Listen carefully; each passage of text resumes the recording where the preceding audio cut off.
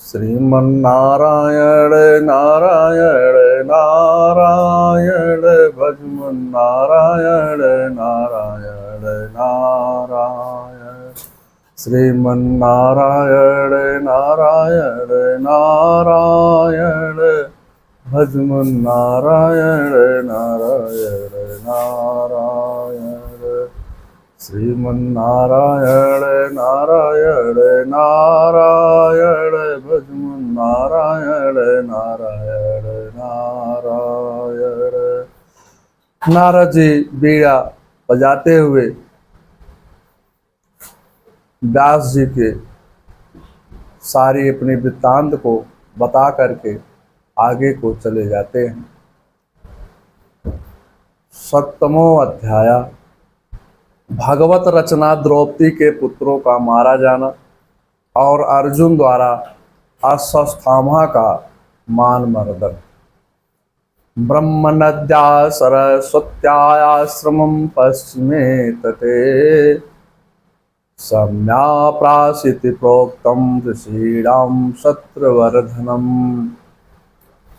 शौनक जी ने प्रश्न किया कि हे सूत जी, नारद जी के जाने के बाद व्यास जी ने क्या किया? व्यास जी का आश्रम कहाँ है? सूत जी ने कहा, हे शौनक, व्यास का आश्रम ब्रह्मा नदी सरस्वती के पश्चिम तट पर सम्याप्रास नाम से स्थित है, जहाँ ब्रह्माकार वृत्त का अंतः प्रवाह है। व्यास जी के आश्रम का नाम सम्याप्रास है। जो अपनी इंद्रियों का शमन करते हैं उन्हें सम्य कहते हैं। जो सांसारिक वासनाओं को फेंक देते हैं, जहाँ बैठकर जो वासनाओं का शमन करते हैं, उन्हीं के अंदर सम दमादि संपत्ति रहती है, वही इस आश्रम तक पहुँचते हैं। यह आश्रम बद्री वृक्षों से सुशोभित है। व्यास जी ने उस आश्रम में बैठकर आचमन किया और अपने मन को एकाग्रचित किया। अंतर्मुख की दृष्टि और हृदय गुफा में बालकृष्ण के दर्शन किए। तस्मिन् स्वायाश्रमे व्यासो बदरे खड्गमण्डिते आसीनोपसृज्यं प्राणिदभ्यो मान मनः स्वयं। जिन परमात्मा के चिंतन से ऋषियों के मन प्रसन्न हो जाते हैं, उन परमात्मा का ध्यान किया। परमात्मा का ध्यान करने से मन निर्मल हो जाता है, निर्मल स्वच्छ हो जाता है। भक्ति योगेन मन सम्यक प्राणहिते आमले आपश्यत पुरुषं पूर्वं मया चा तद पाश्रयाम। व्यास जी ने आचमन कर मन को एकाग्र करके भगवान की माया एवं पुरुष का दर्शन किया। भगवान श्री कृष्ण की माया को देखा। राधा रानी के हृदय में विराजमान श्री कृष्ण को देखा। भगवान की माया समस्त अनर्थों की जड़ है। इन अनर्थों की निवृत्ति भक्ति के बिना नहीं होती है। या सम्मोहितो जीवो आत्मनं त्रिगुणात्मकं परोऽपि मनुते अनर्थम तत्क्रियम चाभिपद्यते। फिर अविद्या माने अज्ञान को देखा, जिसने जीव को सम्मोहित कर दिया, जिसके लिए जीव अपने त्रिगुणात्मक समझता है। अविद्या और माया में अंतर क्या है? अज्ञान जिसमें रहता है उसे अविद्या मोहित कर लेती है। माया जिसमें होती है उसे मोहित नहीं करती। माया ईश्वर को मोहित करती है। जैसे जादू का खेल दिखलाने वाले जादूगर को जादू मोहित नहीं करता है। अविद्या आश्रम व्यामोहिकम होती है, माया विषयक व्यामोहिका होती है। गोस्वामी जी लिखते हैं, मायावस्य जीवय अभिमानी ईशवस्य माया गुण गाखानी। भगवान की भक्ति द्वारा माया से रक्षा होती है। जाते बेगद्रवौ मैं भाये, सो मम भगत भगत सुखदाये।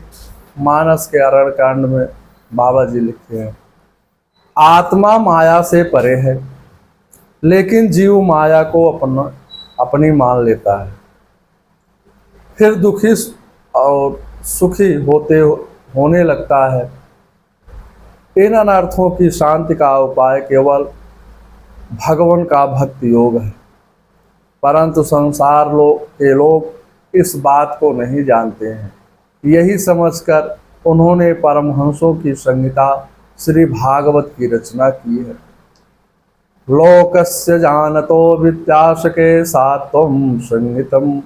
भक्ति को समझाने के लिए भागवत की रचना की है।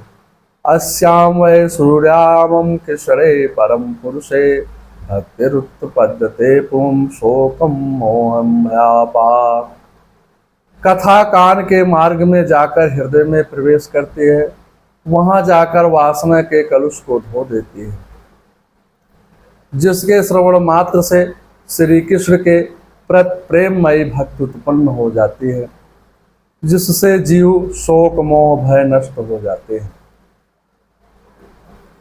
व्यास जी ने भागवत का प्रयत्न करके उनका अनुक्रमण किया।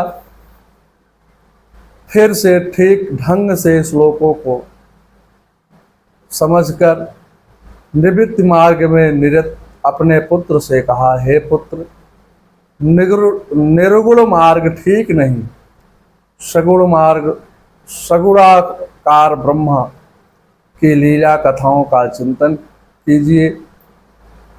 इसके बाद शुक्राचार्य ने इस परम संहिता का अध्ययन किया।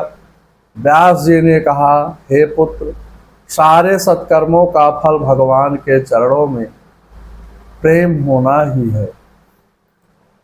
बाबा जी लिखते हैं रामचरितमानस में, सब कर फल रघुपति पद प्रेमा, तेहि बिनु कोई न पावहु क्षेमा। सौनक जी ने फिर प्रश्न किया, सुखदेव जी तो आत्माराम है, निर्ग्रंथ है, उन्होंने भागवत क्यों पढ़ा? आत्मारामस्य मुनियो निर्ग्रंथम आयुरुक्रमे, कुर्वन्तो हैतके भक्तमित्थं भूति गुणो हरे। आत्मकाम मुनि जिनके हृदय से ग्रंथ अर्थात संदेह सभी ग्रंथियां खुल गई हैं, वह भी कन्हैया के गुणों से आकृष्ट होकर तमनिष्ठ हो जाते हैं। गोस्वामी जी लिखते हैं, जीवन मुक्ति महामुनि चेवो, हरि गुण सुनहि निरंतर तेओ।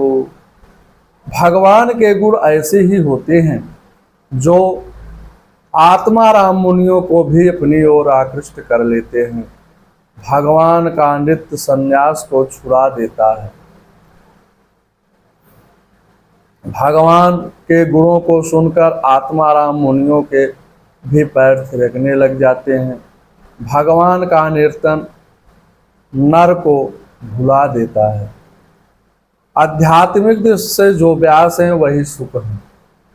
अंतर्यामी नारायण हृदय में बैठे हुए हैं। व्यास जी के शब्द रूप पुत्र सुख हैं। यहाँ शब्द रूप सुख की प्रधानता है। परीक्षित को जिसके मन में गर्भावस्था में भी भय उत्पन्न नहीं हुआ, जिसे ब्रह्मास्त्र से भी भय नहीं लगा, उसको तत्वज्ञान का उपदेश करते हैं। ऐसे निमित्त परायण पुत्र को भागवत पढ़ाकर व्यास जी चिंता मुक्त हो गए। निष्काम भक्त से भगवान के गुण जीव की ओर खींच लेते हैं। भगवान के गुणों ने श्री सुखदेव के हृदय को अपनी ओर खींच लिया और उन्होंने विवश होकर इस विशाल ग्रंथ का अध्ययन किया। हरे गुणम अक्षतम मतिरे भगवान बतरायणे अध्यागच्छ महाख्यानम नित्यम विष्णुजन प्रिया। सुखदेव जी का कृष्ण नाम ही वस्त्र है, जो भोजन था। प्रतिक्षण कृष्ण कृष्ण गाते रहते थे। गाय का कच्चा दूध पीते थे। सुखदेव जी अपने पिता श्री वेदव्यास से इस विशाल ग्रंथ का अध्ययन किया। वस्तुतः यह भागवत संहिता जीव मात्र के कल्याण हेतु स्वतः प्रकट हुई है, जिसका प्रत्येक अक्षर श्री कृष्ण है। भागवतार्पण भागवतावर्ण में प्रविष्ट होने से यह स्वयं श्री कृष्ण है। अध्यात्म दीपम मतिम तांतमतो वंदवम। श्री भागवत श्री कृष्ण सुखदेव जी और श्री भागवत तीनों के लिए किया गया है। भागवत भगवान की वक्ता से भगवान की श्रोता में है। प्रतिपाद्य भी वही है, प्रतिपादक भी वही है।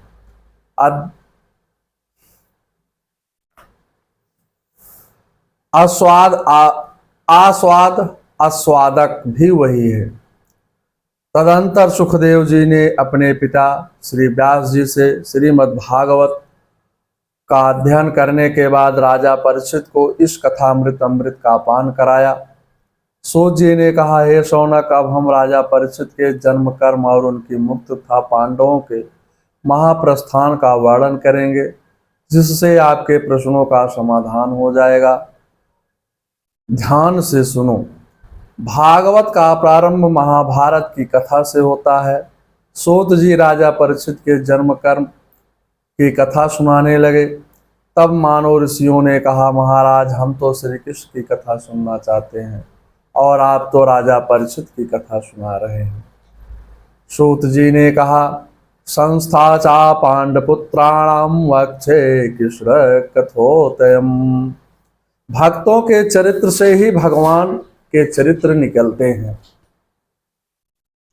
सूत जी कहते हैं, हे शौनक जी, अब मैं तो पांडवों के स्वर्गारोहण की कथा कहता हूँ। 5 प्रकार की शुद्धि वाला जीव ही प्रभु दर्शन आतुर होता है। आतुरता के बिना प्रभु का दर्शन नहीं होता है।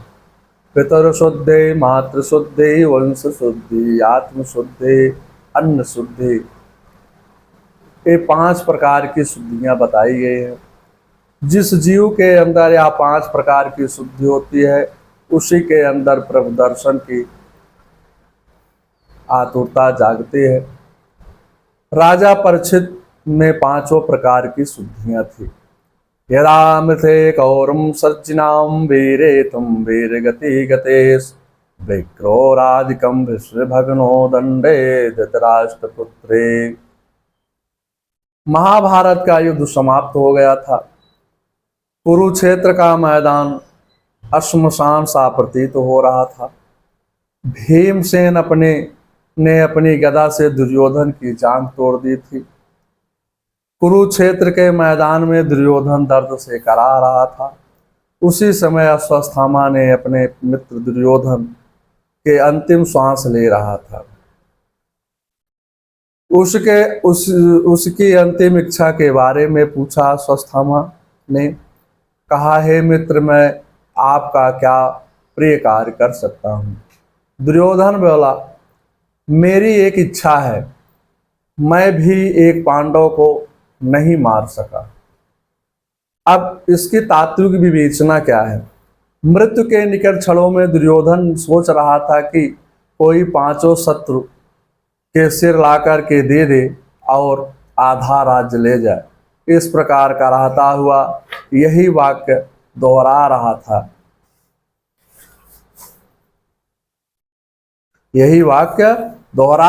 यही सबसे बड़ा मोह का उदाहरण है। प्राणांत के निकट क्षणों में भी मोह नहीं छूटता है। इसी भाव को गोस्वामी जी लिखते हैं, मोह मूल बहुशूल प्रद त्यागम तम अभिमान। सभी जीवों की यही दशा और व्यथा है। अंतिम श्वास तक मेरा तेरा नहीं छूटता। जिसका अंतिम श्वास तक मेरा तेरा नहीं छूटे वही दुर्योधन है। अश्वत्थामा ने विचार किया कि मैं पांडवों को कपट से मारूंगा, पांडव जब सोएंगे तब मारूंगा। पांडवों का जीवन भगवान को समर्पित था, पांडवों के प्रभु रक्षक हैं। भगवान ने पांडवों को जगा दिया। भगवान ने पांडवों से कहा, मेरे साथ गंगा के किनारे चलो। भगवान अंतर अर्धरात्रि के समय ही पांडवों को लेकर गंगा के किनारे आए। द्रौपदी के पुत्र बालक थे, वह गहरी निद्रा में सो रहे थे।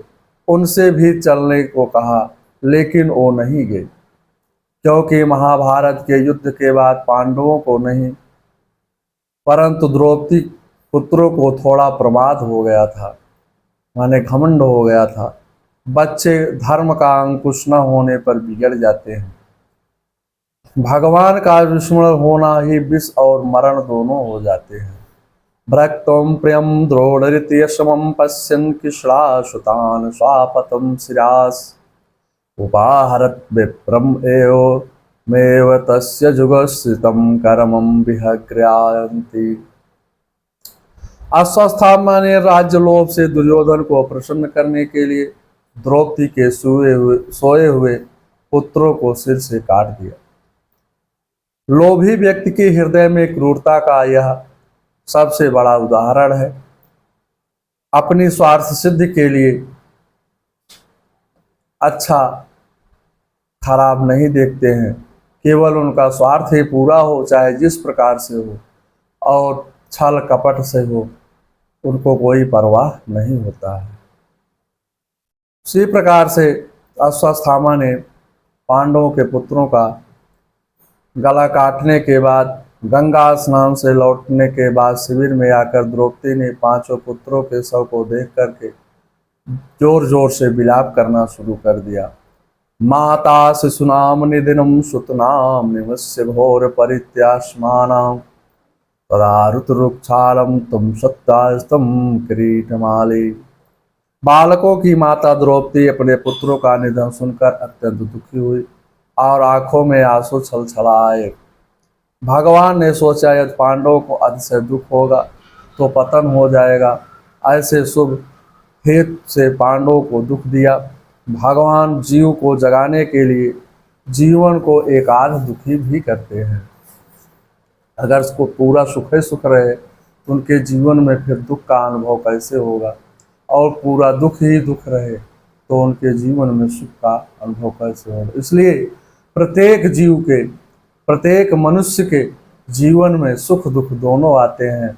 अगर पहले सुख है तो बाद में दुख होगा, और बाद में दुख है तो पहले सुख ही प्रदान होगा। भगवान ने सोचा, पांडव सुख में मुझे ना भूले, इसलिए दुख दिया। वल्लभाचार्य के मत में द्रौपदी इसलिए रोई कि बच्चों की दुर्गति न हो जाए और बच्चों को भगवत मुक्त भगवत कृपा प्राप्त हो जाए, अर्थात भगवान उनके ऊपर कृपा कर दें। विलाप करते हुए द्रौपदी ने अर्जुन को समझाते हुए कहा, तदा सो शास्त्रम रेजाम भद्रे यदबंधो सिजम आततायिनी गंडा गांडेव मुक्ते विशाखरूप्ते तथा क्रम्यता न्यासी दत्तपुत्रा। हे द्रौपदी, तुम विलाप मत करो। अर्जुन ने कहा, मैं तुम्हारे आंसू तब पोंछूंगा जब उस आतताई ब्राह्मणाधम का सिर काट कर मैं तुम्हें भेंट करूं। पुत्रों के अंत्येष्टि के बाद तुम उस पर पैर रख कर स्नान करना। मैं अभी अश्वत्थामा का सिर काट कर लाता हूँ। ऐसी प्रतिज्ञा करके अर्जुन ने अश्वत्थामा का पीछा किया। पीछा कर रहे अर्जुन को देख करके अश्वत्थामा बहुत भयभीत हो गया और रथ पर चढ़कर बड़ी तेजी से भागा, जैसे रुद्र के भय से सूर्य भगवान भागे थे।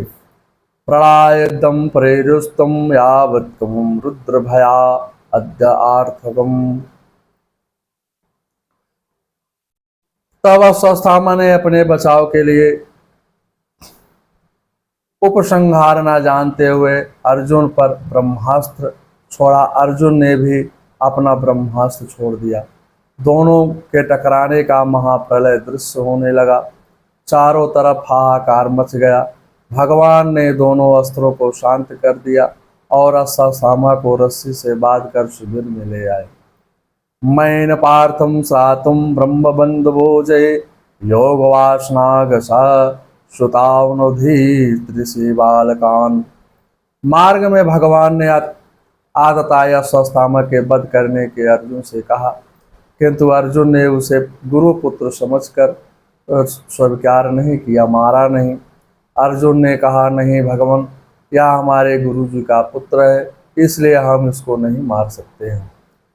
अर्जुन की गुरु के तथा ब्राह्मणों के प्रति निष्ठा देख करके श्री कृष्ण के कहने पर भी उसे गुरुपुत्र को मारना स्वीकार नहीं किया।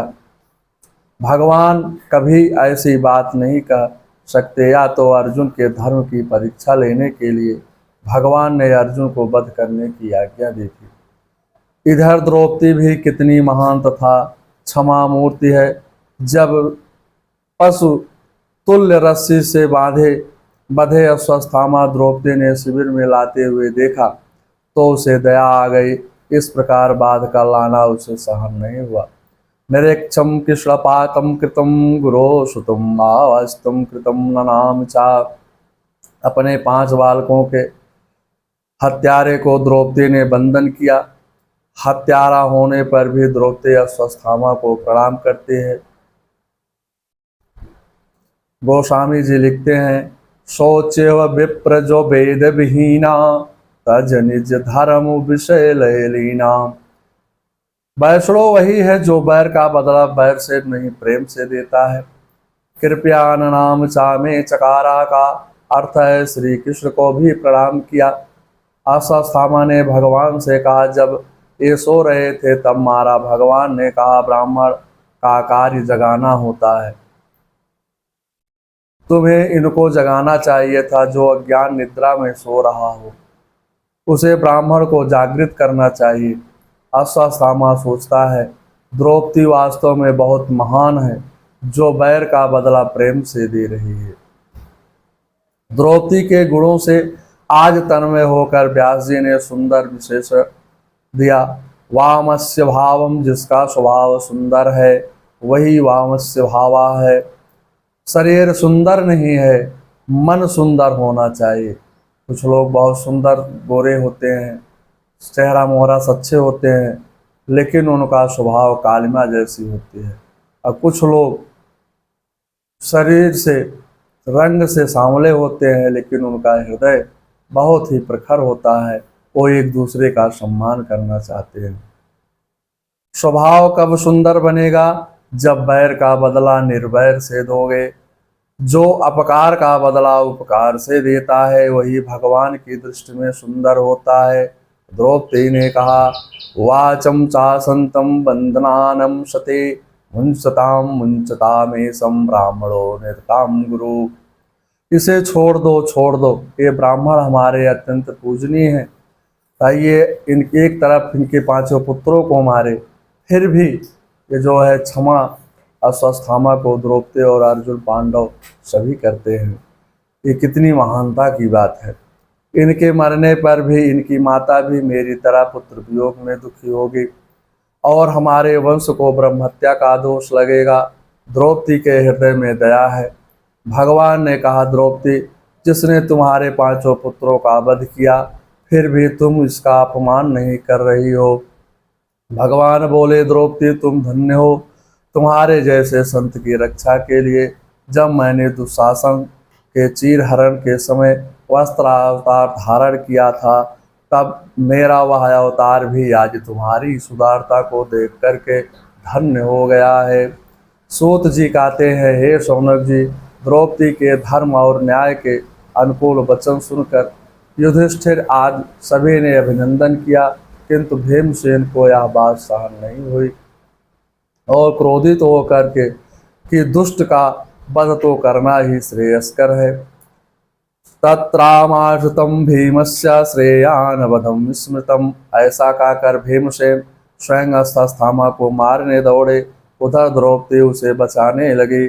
तभी भगवान ने चतुर्भुज रूप धारण कर दो हाथों से भीमसेन को पकड़ लिया और दोनों हाथों से द्रौपदी को पकड़ लिया। निशम्य भीमं गदतं द्रौपद्यं चतुर्भुजम। भगवान ने कहा, अधम ब्राह्मण भी वध योग्य नहीं है, किंतु आतताई शस्त्रधारी वध के योग्य है। ये दोनों बातें मैंने ही कही है। अतः अर्जुन, तुम यथा योग्य इसका पालन करो और उस प्रतिज्ञा को भी सत्य करो जो तुमने द्रौपदी के सांत्वना देते समय की थी, वह भी आलस्य ना हो। अर्जुन भगवान के हृदय का अभिप्राय तुरंत समझ गए। उन्होंने अश्वत्थामा के सिर पर जो मणि अविद्या रूपी ब्रह्म थे उसे बालों सहित उखाड़ लिया और धक्का देकर शिविर में बाहर कर दिया। शास्त्र में अधम ब्राह्मण का यही वध है कि प्राणदंड नहीं, ब्रह्मबंधनम हंतव्यम आतताई वधाहरणम मयो वयो माव्यक्तम परिहासम अनुशासनम। ब्रह्मा बंधो अधमो ब्राह्मणों न हंतव्यम। यहाँ पर ब्रह्मा बंधु में बंधु शब्द उत्तर पद में होने पर अधम अर्थ का वाचक है। इससे सभी वचनों की रक्षा हो गई। अश्वत्थामा के प्राण भी बच गए और वध भी हो गया। अश्वत्थामा के माथे की जन्म सिद्ध मणि निकाल ली, वह तेज विहीन हो गया। संभावित चाकेरम मरणम आदित्य। गीता में भगवान कहते हैं कि माननीय पुरुष के लिए अपकीर्ति मरण से भी बढ़कर होता है। वपनम द्रविड़म दानम अस्त्रान्यापणम तथा एसम हे ब्रह्म बंधुनाम वधो न्यासतम दैहिकम। मुंडन कर देना, धन छीन लेना, आस्थान से बाहर निकाल देना, यही अधम ब्राह्मण का वध है, प्राण दंड नहीं होता है। इसके बाद अश्वत्थामा भगवत भक्तों के द्वारा मुक्त हो गए। तदंतर वह शोकादि से व्याकुल। पांडवों ने अपने मृत पुत्रों के दाह संस्कार आदि पारलौकिक कृत्य किए। श्रीमद्भागवत कथा साप्ताहिक कथा के प्रथम स्कंद का 7वां अध्याय समाप्त हुआ।